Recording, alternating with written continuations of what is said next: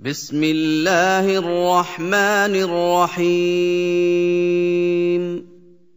الحمد لله الذي له ما في السماوات وما في الأرض وله الحمد في الآخرة وهو الحكيم الخبير يعلم ما يلج في الأرض وما يخرج منها وما ينزل من السماء وما يعرج فيها وهو الرحيم الغفور وقال शुरू अल्लाह के नाम से जो बड़ा मेहरबान निहायत रहम वाला है। सब तारीफ खुदा ही को सजावार है जो सब चीजों का मालिक है, यानी वो कि जो कुछ आसमानों में है और जो कुछ जमीन में है सब उसी का है, और आखिरत में भी उसी की तारीफ है, और वो हिकमत वाला और खबरदार है। जो कुछ जमीन में दाखिल होता है और जो उसमें से निकलता है और जो आसमान से उतरता है और जो उस पर चढ़ता है सब उसको मालूम है, और वो मेहरबान और बख्शने वाला है। وقال الذين كفروا لا تأتينا الساعة قل بلى وربي لتأتينكم عالم الغيب لا يعزب عنه مثقال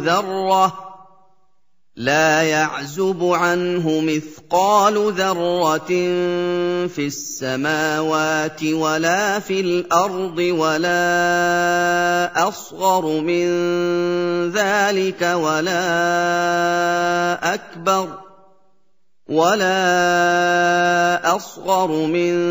ذلك ولا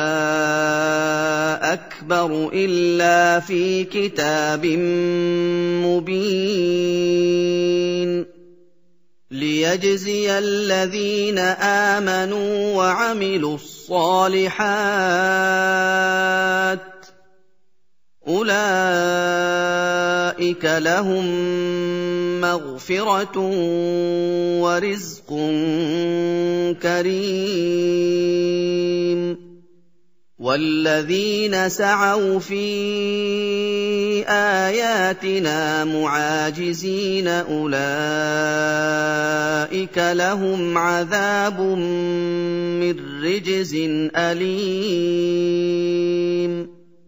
ويرى الذين أوتوا العلم الذي أنزل إليك من ربك هو الحق ويهدي إلى صراط العزيز الحميد। और काफिर कहते हैं कि कयामत की घड़ी हम पर नहीं आएगी। कह दो क्यों नहीं आएगी, मेरे परवरदिगार की कसम वो तुम पर जरूर आकर रहेगी। वो परवरदिगार गैब का जानने वाला है, जर्रा भर चीज भी उससे पोशीदा नहीं, न आसमानों में और न जमीन में, और कोई चीज उससे छोटी या बड़ी नहीं मगर किताब रोशन में लिखी हुई है। इसलिए कि जो लोग ईमान लाए और अमल नेक करते रहे उनको बदला दे, यही हैं जिनके लिए बख्शिश और इज्जत की रोजी है। और जिन्होंने हमारी आयतों में कोशिश की कि हमें हरा दें, उनके लिए सख्त दर्द देने वाले अजाब की सजा है। और जिन लोगों को इल्म दिया गया है वो जानते हैं कि जो कुरान तुम्हारे परवरदिगार की तरफ से तुम पर नाजिल हुआ है वो हक है, और खुदाए गालिब और सजावार तारीफ का रास्ता बताता है। وقال الذين كفروا هل ندلكم على رجل ينبئكم إذا مزقتم كل ممزق إنكم لفي خلق جديد أفترى على الله كذبا أم به جنة بل الذين لا يؤمنون بالآخرة في العذاب والضلال البعيد أفلم يروا إلى ما بين أيديهم وما خلفهم من السماء والأرض إن نشأ نخسف بهم الأرض أو نسقط عليهم كسفا من السماء إِنَّ فِي ذَلِكَ لَآيَةً لِكُلِّ عَبْدٍ मुनीब। और काफिर कहते हैं कि भला हम तुम्हें ऐसा आदमी बताएं जो तुम्हें खबर देता है कि जब तुम मरकर बिल्कुल पारा पारा हो जाओगे तो नए सिरे से पैदा होगे। या तो उसने खुदा पर झूठ बांध लिया है या उसे जुनून है। बात यह है कि जो लोग आखिरत पर ईमान नहीं रखते वो आफत और परले दर्जे की गुमराही में मुब्तला हैं। क्या उन्होंने उसको नहीं देखा जो उनके आगे और पीछे है, यानी आसमान और जमीन? अगर हम चाहें तो उनको जमीन में धंसा दें या उन पर आसमान के टुकड़े गिरा दें। इसमें हर बंदे के लिए जो रुजू करने वाला है एक निशानी है। وَلَقَدْ آتَيْنَا دَاوُودَ مِنَّا فَضْلًا يَا جِبَالُ أَوِّبِي مَعَهُ وَالطَّيْرَ وَأَلَنَّا لَهُ الْحَدِيدَ أَنِ اعْمَلْ سَابِغَاتٍ وَقَدِّرْ فِي السَّرْدِ وَاعْمَلُوا صَالِحًا إِنِّي بِمَا تَعْمَلُونَ بَصِيرٌ وَلِسُلَيْمَانَ الرِّيحَ غُدُوُّهَا شَهْرٌ وَرَوَاحُهَا شَهْرٌ وَأَسَلْنَا لَهُ عَيْنَ الْقِطْرِ وَمِنَ الْجِنِّ مَن يَعْمَلُ بَيْنَ يَدَيْهِ بِإِذْنِ رَبِّهِ وَمَن يَزِغْ مِنْهُمْ عَنْ أَمْرِنَا نُذِقْهُ مِنْ عَذَابِ السَّعِيرِ يَعْمَلُونَ لَهُ مَا يَشَاءُ مِن مَّحَارِيبَ وَتَمَاثِيلَ وَجِفَانٍ كَالْجَوَابِ وَقُدُورٍ رَّاسِيَاتٍ اعْمَلُوا آلَ دَاوُودَ شُكْرًا وَقَلِيلٌ مِّنْ عِبَادِيَ الشَّكُورُ। और हमने दाऊद को अपनी तरफ से बरतरी बख्शी थी। ए पहाड़ों, उनके साथ तस्बीह करो, और परिंदों को उनका मुसख्खर कर दिया, और उनके लिए हमने लोहे को नरम कर दिया कि कुशादा ज़िरह बनाओ और कड़ियों को अंदाजे से जोड़ो और नेक अमल करो। जो अमल तुम करते हो मैं उनको देखने वाला हूं। और हवा को हमने सुलेमान का ताबे कर दिया था। उसकी सुबह की मंजिल 1 महीने की राह होती और शाम की मंजिल भी महीने भर की होती। और उनके लिए हमने तांबे का चश्मा बहा दिया था। और जिन्नों में से ऐसे थे जो उनके परवरदिगार के हुक्म से उनके आगे काम करते थे। और जो कोई उनमें से हमारे हुक्म से फिरेगा उसको हम जहन्नम की आग का मजा चखाएंगे। वो जो चाहते ये उनके लिए बनाते, यानी किले और मुजस्सिमे और बड़े बड़े लगन जैसे तालाब और देगें जो एक ही जगह रखी रहें। ऐ दाऊद की औलाद, मेरा शुक्र करो। فَلَمَّا قَضَيْنَا عَلَيْهِ الْمَوْتَ مَا دَلَّهُمْ عَلَىٰ مَوْتِهِ إِلَّا دَابَّةُ الْأَرْضِ تَأْكُلُ مِن سَأَتَهُ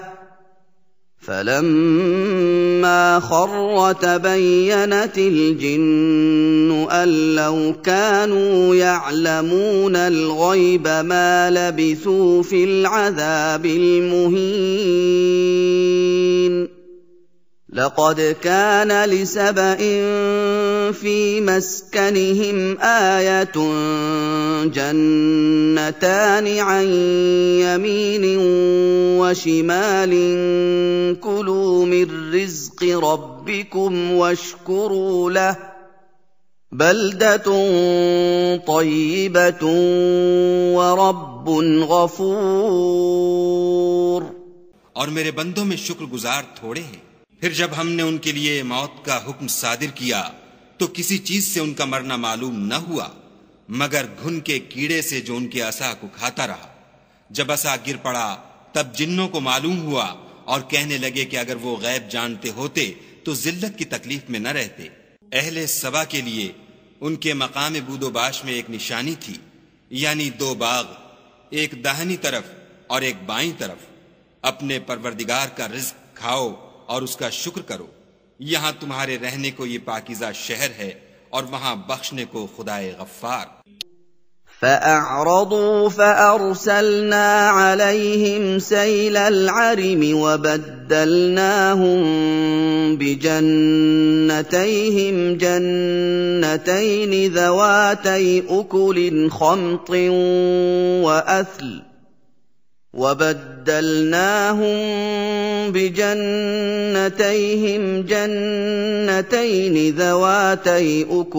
خمط وأثل وشيء من سدر قليل ذلك جزيناهم بما كفروا وهل نجازي إلا الكفور وجعلنا بينهم وبين القرى التي باركنا فيها قرى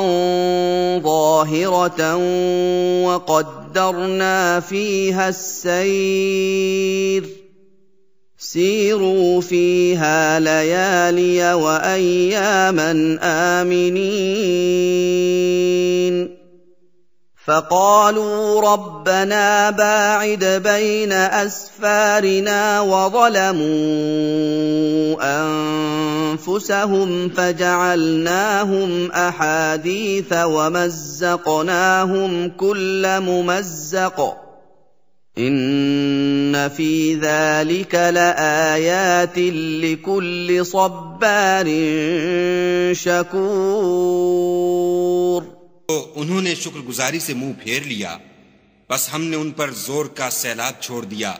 और उन्हें उनके बागों के बदले 2 ऐसे बाग दिए जिनके मेवे बदमजा थे और जिनमें कुछ तो झाव था और थोड़ी सी बेरियां।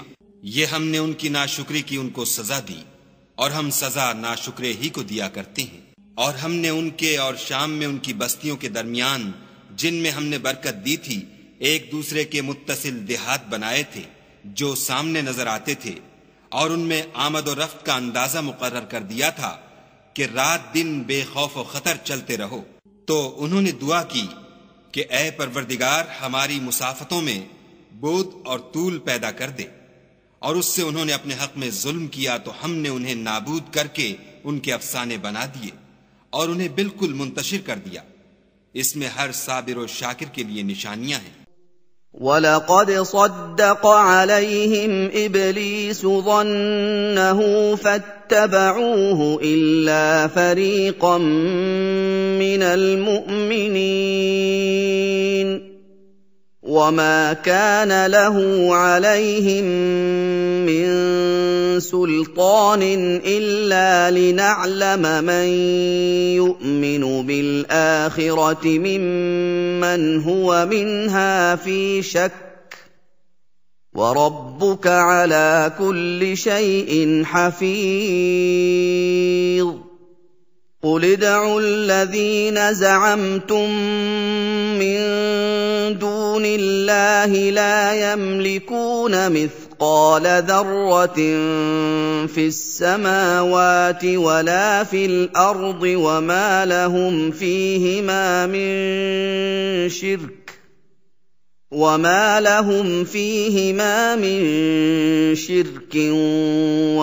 له منهم من ظهير। और शैतान ने उनके बारे में अपना ख्याल सच कर दिखाया कि मोमिनों की एक जमात के सिवा वो उसके पीछे चल पड़े, और उसका उन पर कुछ जोर न था, मगर हमारा मकसूद ये था कि जो लोग आखिरत में शक रखते हैं उनसे उन लोगों को जो उस पर ईमान रखते हैं मुतमय्यज कर दें, और तुम्हारा परवरदिगार हर चीज पर निगहबान है। कह दो कि जिनको तुम खुदा के सिवा माबूद ख्याल करते हो उनको बुलाओ, वो आसमानों और जमीन में जर्रा भर चीज के भी मालिक नहीं है, और न उनमें उनकी शिरकत है और न उनमें से कोई खुदा का मददगार है। ولا تنفع الشفاعة عنده إلا لمن أذن له حتى إذا فزع عن قلوبهم قالوا ماذا قال ربكم قالوا الحق وهو العلي الكبير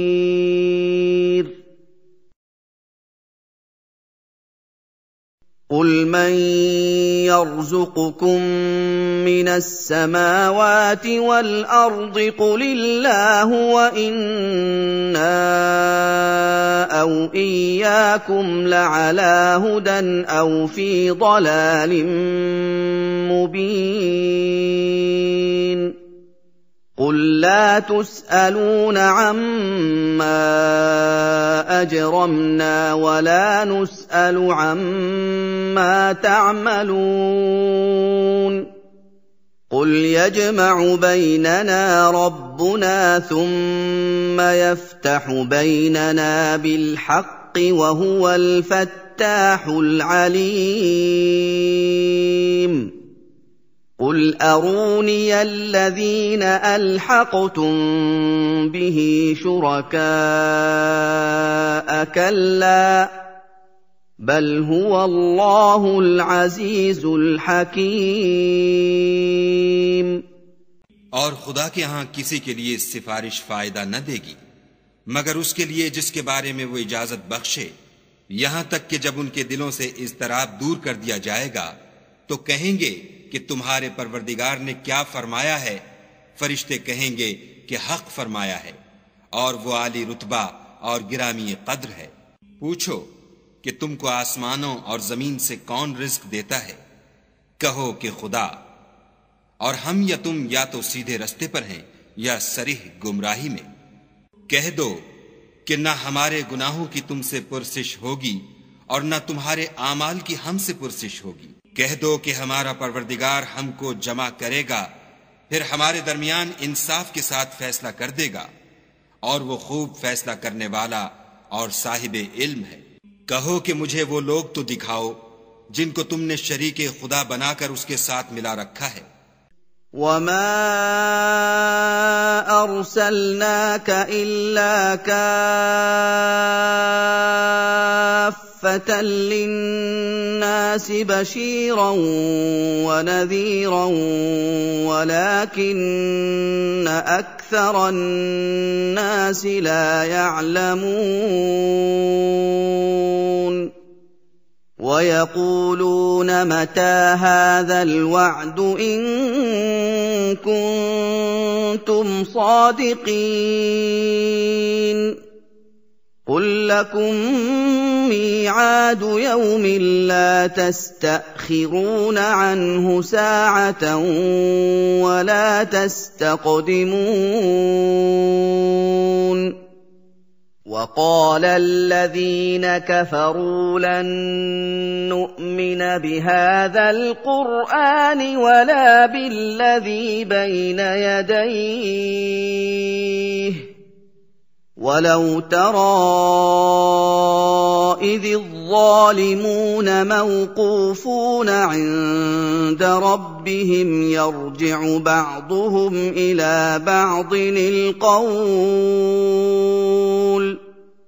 يرجع بعضهم إلى بعض القول يقول الذين استضعفوا للذين استكبروا لولا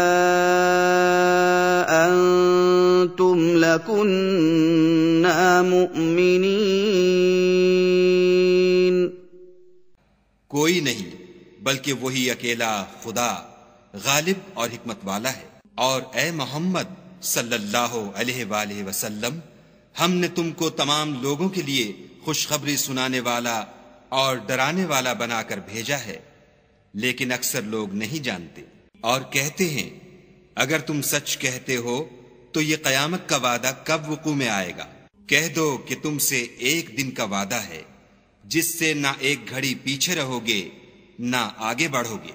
और जो काफिर हैं वो कहते हैं कि हम ना तो इस कुरान को मानेंगे और न उन किताबों को जो उनसे पहले की हैं और काश उन जालिमों को तुम उस वक्त देखो जब ये अपने परवरदिगार के सामने खड़े होंगे और एक दूसरे से रद्दो कद कर रहे होंगे जो लोग कमजोर समझे जाते थे वो बड़े लोगों से कहेंगे कि अगर तुम न होते तो हम जरूर मोमिन हो जाते। قال الذين استكبروا للذين استضعفوا أنحن صددناكم عن الهدى بعد إذ جاءكم بل كنتم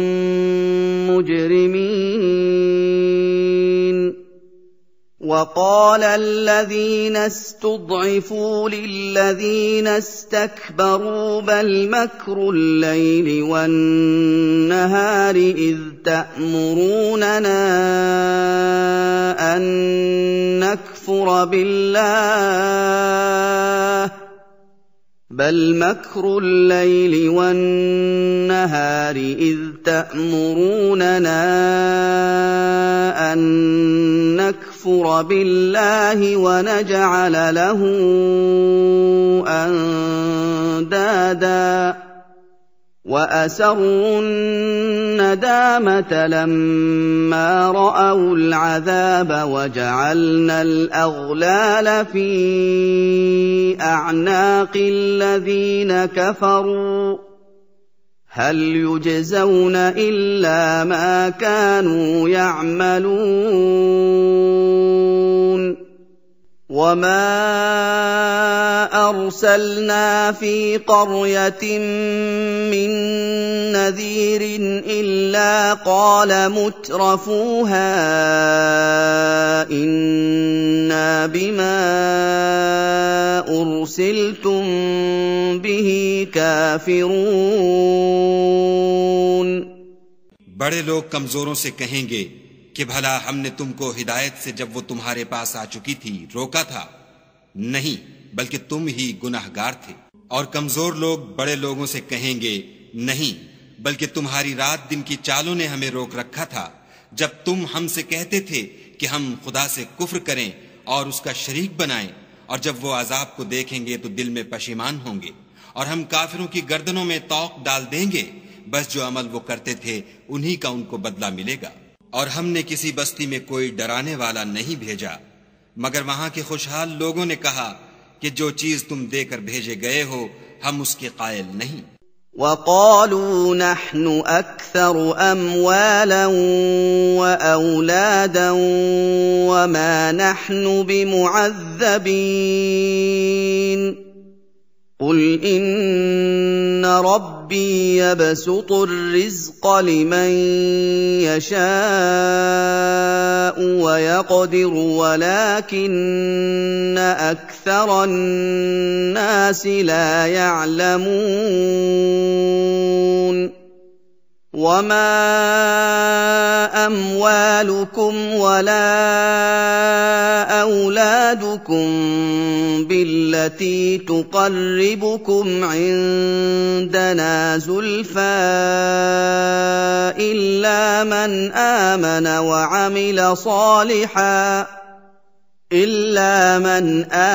وعمل صالحا فأولئك لهم جزاء الضعف بما عملوا وهم في الغرفات آمنون والذين يسعون في آياتنا معاجزين أولئك في العذاب محضرون قل إن ربي يبسط الرزق لمن يشاء من عباده ويقدر له وما أنفقتم من شيء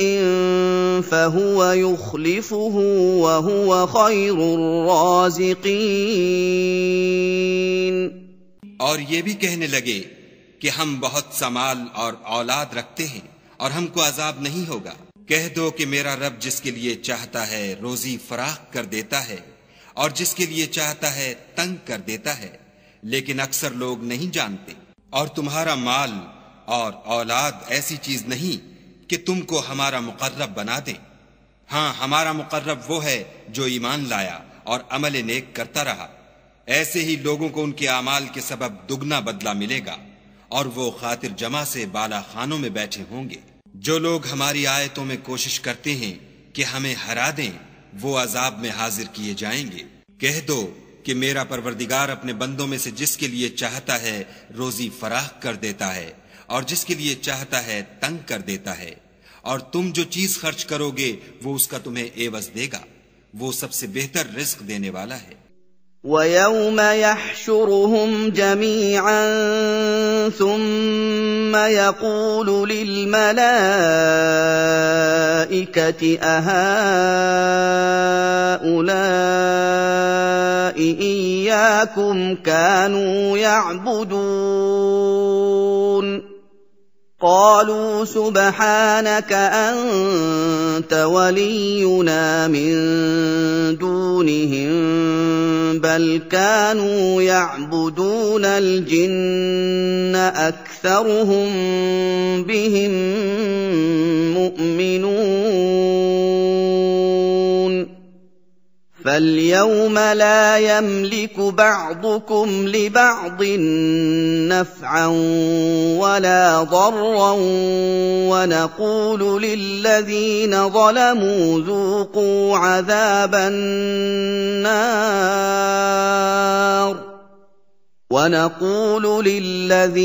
ظلموا ذوقوا عذاب النار التي كنتم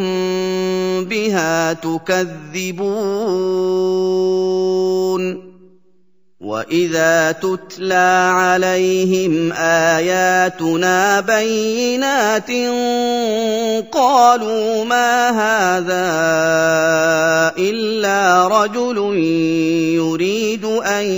يَصُدَّكُمْ عَمَّا كَانَ يَعْبُدُ آبَاؤُكُمْ قالوا ما هذا إلا رجل يريد أن يصدكم عما كان يعبد آباؤكم وقالوا ما هذا إلا إفك مفترى وقال الذين كفروا للحق لما جاءهم إن هذا إلا سحر مبين और जिस दिन वो उन सबको जमा करेगा फिर फरिश्तों से फरमाएगा, क्या ये लोग तुमको पूजा करते थे? वो कहेंगे, तू पाक है, तू ही हमारा दोस्त है, न ये, बल्कि ये जिन्नात को पूजा करते थे और अक्सर उन्हीं को मानते थे। तो आज तुम में से कोई किसी को नफा और नुकसान पहुंचाने का इख्तियार नहीं रखता, और हम जालिमों से कहेंगे कि दोज़ख के अजाब का जिसको तुम झूठ समझते थे मजा चखो। और जब उनको हमारी रोशन आयतें पढ़कर सुनाई जाती हैं तो कहते हैं, ये एक ऐसा शख्स है जो चाहता है कि जिन चीजों की तुम्हारे बाप दादा परस्तिश किया करते थे उनसे तुमको रोक दे। और ये भी कहते हैं कि ये कुरान महज झूठ है जो अपनी तरफ से बना लिया गया है। और काफिरों के पास जब हक आया तो उसके बारे में कहने लगे कि ये तो सरीह जादू है। وَمَا آتَيْنَاهُم مِّن كُتُبٍ يَدْرُسُونَهَا وَمَا أَرْسَلْنَا إِلَيْهِمْ قَبْلَكَ مِن نَّذِيرٍ وَكَذَّبَ الَّذِينَ مِن قَبْلِهِمْ وَمَا بَلَغُوا مِعْشَارَ مَا آتَيْنَاهُمْ فَكَذَّبُوا رُسُلِي فَكَيْفَ كَانَ نَكِيرِ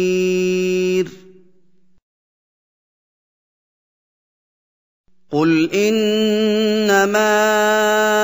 أَعِظُكُم بِوَاحِدَةٍ أَن تَقُومُوا لِلَّهِ مَثْنَىٰ وَفُرَادَىٰ ثُمَّ تَتَفَكَّرُوا ما بصاحبكم من جنة إن هو إلا نذير لكم بين يدي عذاب شديد।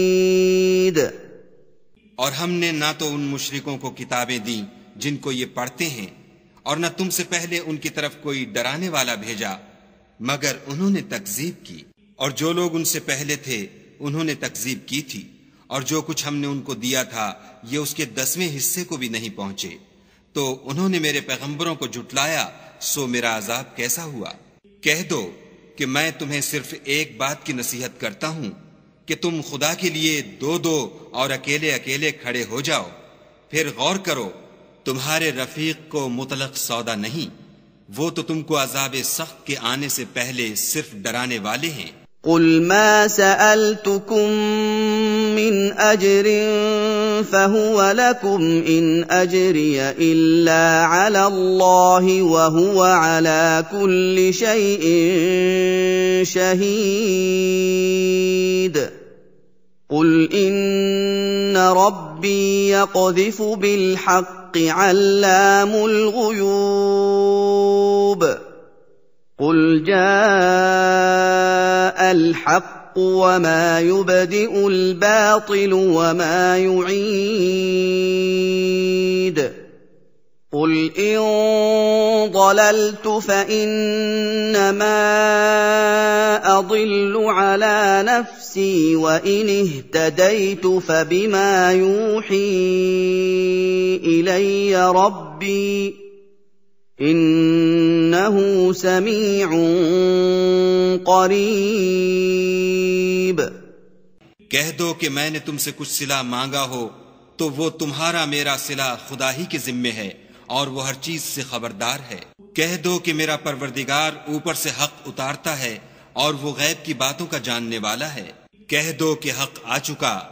और माबूद बातिल न तो पहली बार पैदा कर सकता है और न दोबारा पैदा करेगा। कह दो कि अगर मैं गुमराह हूं तो मेरी गुमराही का जरर मुझी को है, और अगर हिदायत पर हूं तो ये उसकी तुफैल है जो मेरा परवरदिगार मेरी तरफ वही भेजता है। बेशक वो सुनने वाला और नजदीक है। वलौ तरा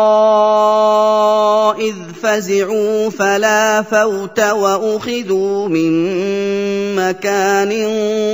क़रीब वक़ालू आमन्ना बिही वअन्ना लहुमुत तनावुश मिन मकानिन बईद वक़द कफ़रू बिही मिन